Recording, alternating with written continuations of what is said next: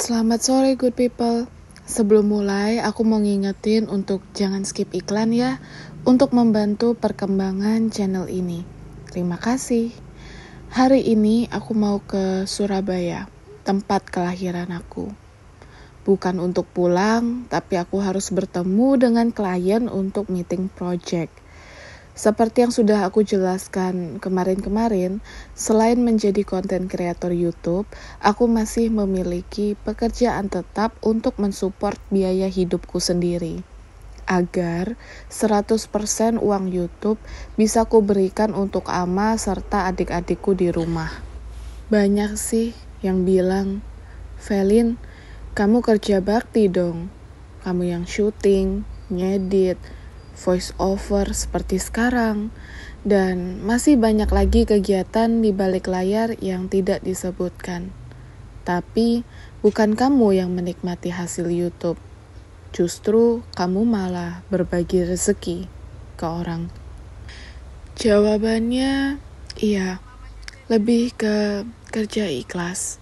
Jadi, untuk memenuhi kebutuhan hidup aku sendiri, aku harus tetap memiliki pekerjaan utama selain konten kreator. Biasanya, kalau ada endorse atau sponsor, barulah aku mengambil bagian dari uang yang diberikan. Buat kalian yang mungkin berpikir pekerjaan YouTuber itu menghasilkan banyak uang, jawabannya tidak. Nggak sebanyak yang kalian pikir. NTT memang bukan tempat kelahiranku, tapi semua keluargaku turun-temurun 10 generasi mungkin berasal dari sana. Desa tempat aku hidup sekarang juga bukan desa tempat singgah sementara. Itu adalah rumahku. Dan orang-orang yang terlibat di dalamnya seperti ama, bibi, adik, dan paman itu adalah keluargaku sendiri. Jadi untuk menepis omongan di masyarakat yang bilang kalau semua konten aku di YouTube adalah settingan, bukan ya. Keluarga kami memang tinggal di desa yang jauh dari kata modern. Balik lagi dengan pernyataanku di awal. Aku lahir di Surabaya dan besar di kota bersama kedua orang tuaku. Aku datang ke desa bukan tiba-tiba hanya untuk membuat konten, apalagi video YouTube. Sebelum ke desa, aku sudah memiliki lumayan banyak pengikut di YouTube. Memang sih, dulu aku tidak terlalu sering mengupload konten.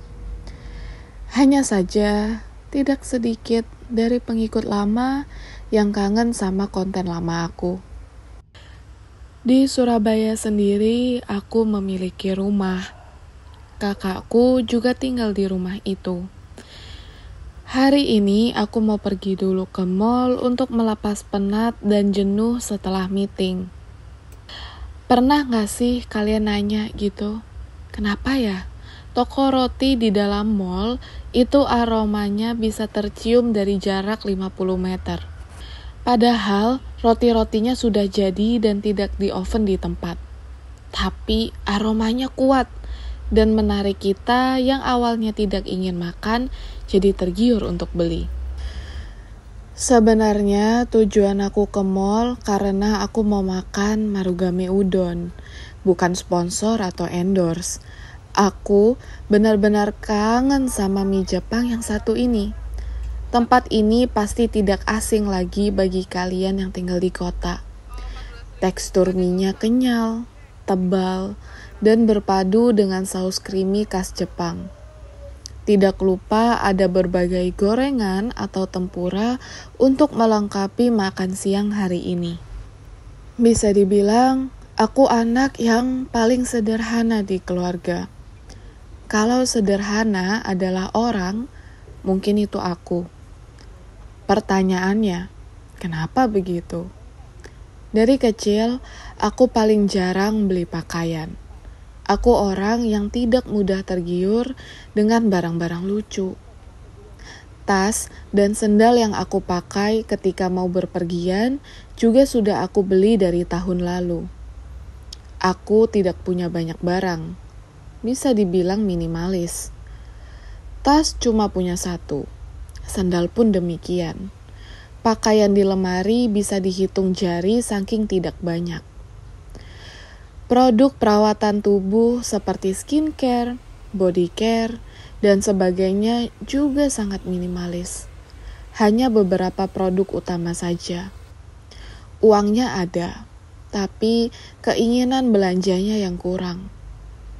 Aku sayang dengan barang-barangku yang tidak banyak. Moto hidupku adalah, kalau tidak rusak, jangan beli baru. Selain untuk mengontrol keuangan, ada baiknya uang dijadikan hal-hal yang lebih berguna, seperti membantu orang lain atau untuk tabungan masa depan. Nggak di desa dan nggak di kota, harus gitu ya, piknik. Bahkan halaman rumah belakang pun jadi tempat eksekusi. Mungkin turun-temurun dari nenek moyang kali ya. Keluarga kami, khususnya generasi perempuan, suka sekali masak untuk makan besar. Bukan untuk acara, hanya sekedar kumpul bersama keluarga saja, effortnya seperti ini. Ya bisa sih sebenarnya, kalau mau waktu bersama keluarga bisa makan di restoran atau tamasya. Tapi nggak tahu ya, keluarga kami hobi sekali piknik bakar-bakar memakai arang seperti ini. Jangan bilang lagi, kok jorok masaknya di lantai? Kok masaknya nggak pakai baju dan lain sebagainya? Namanya juga masak untuk keluarga sendiri yang nggak jaim. Apa adanya. Kalau kami piknik di pantai atau hutan, kondisinya akan jauh lebih kotor dari ini. Coba deh, sekali-sekali masak di rumah. Undang keluarga atau teman dekat. Rasanya jauh berbeda dengan makan di restoran. Kehangatan dan rasa kekeluargaannya itu loh yang luar biasa. Percaya deh kata-kataku. Kali ini gak ada satupun barang yang aku beli di kota untuk diriku sendiri. Semua barang-barang aku beli sebagai oleh-oleh keluarga dan saudara. Untuk adik aku belikan dia mainan yang sudah dia titipkan waktu itu. Adik perempuan aku di desa sempat meminta mainan masak-masakan. Jadi mumpung ingat, harus aku belikan. Buat adik-adikku yang cowok, karena kakak perempuanmu ini tidak tahu peralatan motor, maka aku belikan baju yang bisa dipakai sehari-hari. Maaf ya, aku gak ngerti apa yang kalian suka. Buat Jamal, aku belikan celana pendek yang sudah kujanjikan dari 1 bulan lamanya. Jamal kalau bekerja selalu memakai celana jeans. Padahal lebih nyaman bekerja memakai celana kain menurutku. Maka dari itu, karena aku sering bilang tapi gak pernah membelikan, kali ini aku belikan di Surabaya. Supaya kualitasnya jauh lebih bagus dan tidak mudah robek. Tidak cukup sampai di situ, karena aku punya banyak sekali saudara, jadi aku harus turut membelikan yang lainnya juga. Belum lagi paman dan bibi-bibi aku di rumah. Aku sengaja membelikan pakaian, selain mudah dan pastinya tidak salah, karena pakaian di Surabaya atau di kota menurut aku kualitasnya jauh lebih bagus dari pakaian yang dijual di desa kami. Karena Ama tidak mau oleh-oleh, maka aku belikan pisau dapur aja ya. Karena semua pisau beliau tumpul. Mau diasah bolak-balik pun performanya tidak sama seperti yang baru. Buat Bibi dan saudara perempuan aku, selain membeli baju, aku juga membelikan parfum sesuai dengan kriteria mereka. Untuk Bibi, aku pilihkan parfum yang beraroma manis dan segar, karena beliau sangat feminim. Dan untuk kakakku yang pekerja keras, aku belikan parfum yang aromanya lembut tapi fresh. Jadi, cocok dipakai sehari-hari kalau dia mau bekerja. Pokoknya aku benar-benar selektif.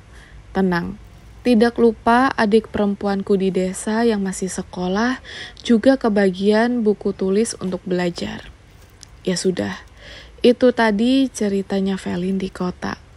Semoga menghibur kalian, karena jujur, pergi ke kota ini mengobati rasa rinduku terhadap rumah masa kecilku di sini.